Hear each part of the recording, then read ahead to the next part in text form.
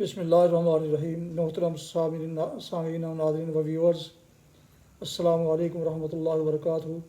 امید ہے آپ اللہ تعالیٰ کے فضل و کرم سے خیریت سے ہوں گے۔ اللہ تعالیٰ آپ کو، آپ کے لیے خانہ کو ہمیشہ اپنی زمان میں رکھے، آمین۔ راہ ہدایت و نجات کے سلسلے کا ولاگ القرآن و حدیث اپنے یوٹیوب چینل بشیر رشیدی سے آپ کی خدمت میں پیش کر رہا ہوں۔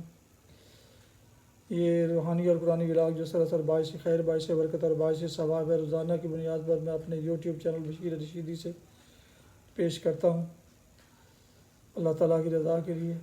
اللہ تعالیٰ میری اس کاوش کو قبول فرمائے۔ لہٰذا اگر آپ نے ابھی تک اس چینل کو سبسکرائب نہیں کیا تو سبسکرائب کیجیے، سبسکرائب کر کے لائک کر کے بیل آئیکن کو بھی پریس کر دیجیے گا تاکہ آنے والے ایسے روحانی اور قرآنی نوٹیفیکیشن آپ تک اور دوستوں تک باقاعدہ اور بروقت پہنچتے رہیں۔ تو شروع کرتے ہیں القرآن و حدیث۔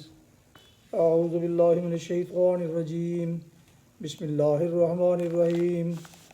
وما منع الناس ان يؤمنوا اذ جاءهم الهدى الا ان قالوا ابعث الله بشرا رسولا قل لو كان في الارض ملائكة يمشون مطمئنين لنزلنا عليهم من السماء ملكا رسولا قل كفى بالله شهيدا بيني وبينكم انه كان بعباده خبيرا بصيرا۔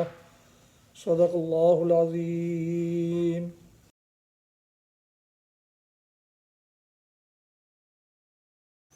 سورہ بنی اسرائیل کی آیات مبارکہ 94 تا 96 کی تلاوت سماعت فرمائی آپ نے۔ اس کا اردو ترجمہ پیش کرتا ہوں۔ وما منع الناس ان يؤمنوا اذ جاءهم الهدى، لوگوں کے سامنے جب کبھی ہدایت آئی تو اس پر ایمان لانے سے ان کو کسی چیز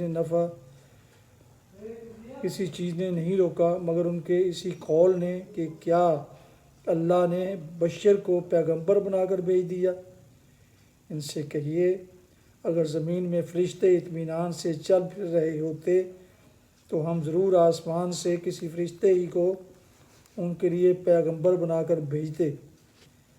اے محمد صلی اللہ علیہ وسلم، ان سے کہہ دیجئے کہ میرے اور تمہارے درمیان بس ایک اللہ کی گواہی کافی ہے، وہ اپنے بندوں کے حال سے باخبر ہے اور سب کچھ دیکھ رہا ہے۔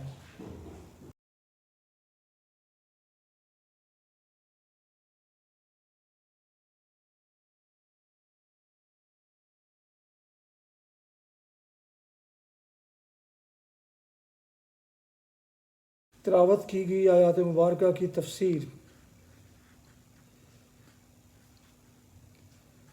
ان کے اسی قول نے کہ کیا اللہ نے بشر کو پیغمبر بنا کر بھیج دیا، یعنی ہر زمانے کے جاہل لوگ اسی غلط فہمی میں مبتلا رہے کہ بشر بھی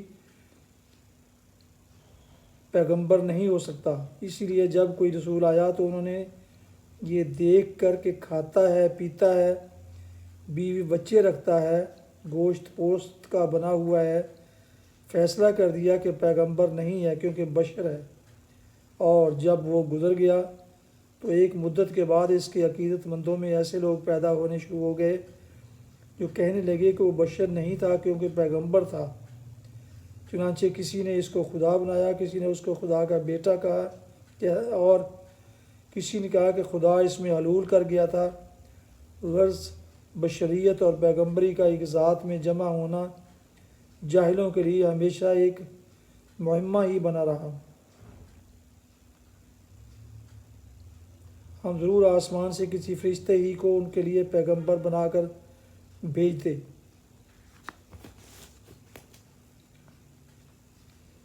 یعنی پیغمبر کا کام صرف اتنا ہی نہیں ہے کہ آ کر پیغام سنا دیا کرے، بلکہ اس کا کام یہ بھی ہے کہ اس کے پیغام کے مطابق انسانی زندگی کی اصلاح کرے، اسے انسانی احوال پر اس پیغام کے اصولوں کا انطباق کرنا ہوتا ہے، اس سے خود اپنی زندگی میں ان اصولوں کا عملی مظاہرہ کرنا ہوتا ہے، اسے ان بے شمار مختلف انسانوں کے ذہن کی گتھیاں سلجھانی پڑتی ہیں جو اس کا پیغام سننے اور سمجھنے کی کوشش کرتے ہیں، اسے ماننے والوں کی تنظیم اور تربیت کرنی ہوتی ہے، تاکہ اس پیغام کی تعلیمات کے مطابق ایک معاشرہ وجود میں آئے۔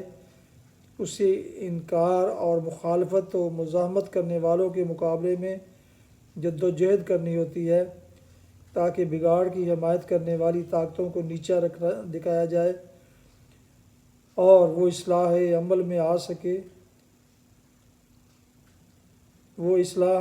سکے جس کے لیے خدا نے اپنا پیغمبر مبعوث فرمایا ہے۔ یہ سارے کام جب کہ انسانوں ہی میں کرنے کے ہیں کہ ان کے لیے انسان نہیں تو اور کون بھیجا جاتا؟ فرشتہ تو زیادہ سے زیادہ بس یہی کرتا کہ آتا اور پیغام پہنچا کر چلا جاتا۔ انسانوں میں انسان کی طرح رہ کر انسان کے سے کام کرنا اور پھر انسانی زندگی میں منشاء الہی کے مطابق اصلاح کر کے دکھا دینا کسی فرشتے کے بس کا کام نہ تھا۔ اس کے لیے تو ایک انسان ہی موزوں ہو سکتا تھا۔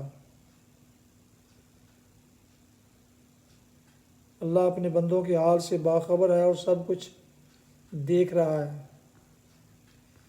یعنی جس طرح سے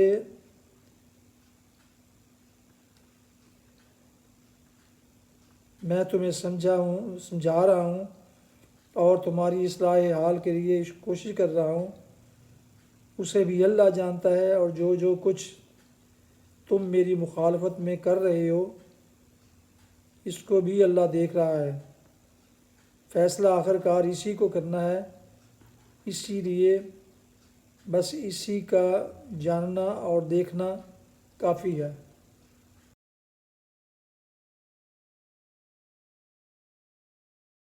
حدیث مبارکہ حضرت ابو ہریرہ رضی اللہ عنہ سے روایت ہے، رسول اللہ صلی اللہ علیہ وسلم نے فرمایا، کیا میں تمہیں ایسے اعمال نہ بتلاؤں جن کے کرنے سے اللہ گناہ مٹا دے اور درجے بلند فرما دے؟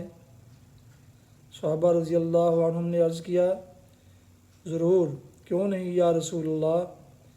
آپ نے فرمایا، گرانی اور ناگواری کے باوجود کامل طریقے سے وضو کرنا، مسجدوں کی طرف زیادہ قدم چلنا یعنی دور سے آنا، اور ایک نماز کے بعد دوسری نماز کا انتظار کرنا، بس یہ اجر و ثواب میں سرحد پر مورچہ زن رہنے کی طرح ہی ہے۔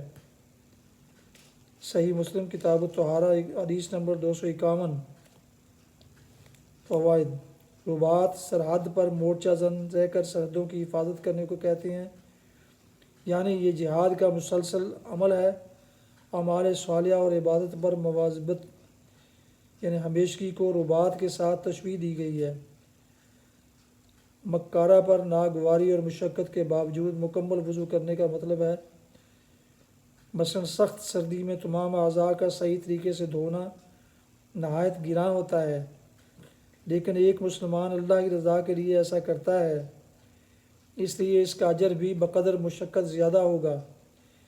اسی طرح مسجد کا قرب بھی اگرچہ بعض اعتبار سے نہایت مفید ہے، لیکن گھر کا مسجد سے دور ہونا اس لحاظ سے بہتر ہے کہ جتنے قدم مسجد کی طرف اٹھیں گے اتنا ہی اجر و ثواب زیادہ ملے گا۔ اس فضیلت سے قریب رہنے والے محروم رہیں۔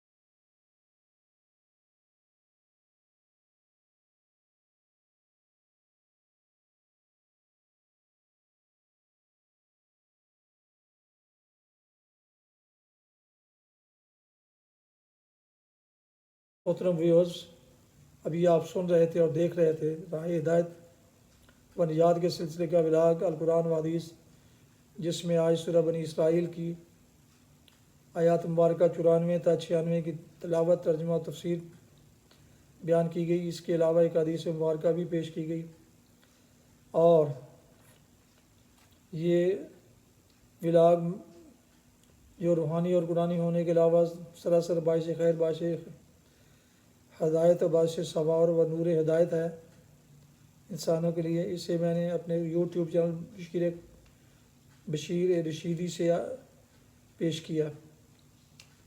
ایک دفعہ پھر گزارش ہے کہ اگر آپ نے ابھی تک اس چینل کو سبسکرائب نہیں کیا تو ضرور سبسکرائب کر لیجیے گا، دوستوں سے شیئر کر کے بیل آئیکن کو پریس کرنا مت بھولیے گا۔ اللہ تعالیٰ آپ کا حامی و ناصر، و اللہ تعالیٰ آپ کو، آپ کے اہل خانہ کو ہمیشہ اپنی حفظ و امان میں رکھے، آمین۔ اپنا بہت خیال رکھیے گا، اپنے دعاؤں میں پاک وطن، والدین، آباء و اجداد، اعزاء اقارب، دوستوں کے علاوہ اس ناچیز کو بھی اس میں شامل فرمائیں، تو انتہائی شکر گزار ہوں گا۔ آج کا ولاگ ختم کرتے ہیں اس دعا کے ساتھ کہ آپ اور آپ کے اہل خانہ جہاں بھی رہیں خوش رہیں، آباد رہیں، شاد باد رہیں، آمین۔ السلام علیکم ورحمۃ اللہ وبرکاتہ۔ پاکستان زندہ باد۔ اللہ حافظ۔